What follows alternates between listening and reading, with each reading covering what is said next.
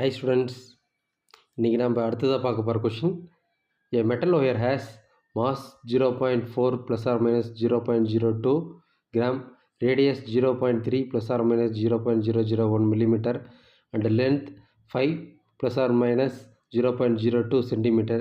The maximum possible percentage error in the measurement of density will nearly be.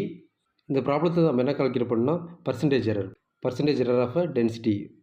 Already we know density formula rho equal to mass per volume.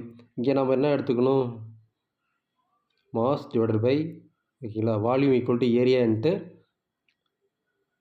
Height. But ஒயருக்கு என்ன இருக்காது, height இருக்காது. So லென்த்தை நம்ம எடுத்துக்கோம்.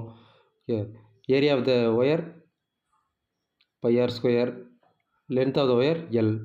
So using this formula we can write in the form of percentage error del rho by rho into 100% equal to del m by m plus 2 del r by r plus del L by L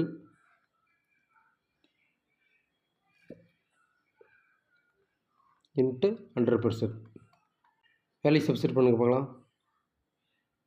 0.002 divided by 0.4 plus 2 into 0.001 divided by 0.3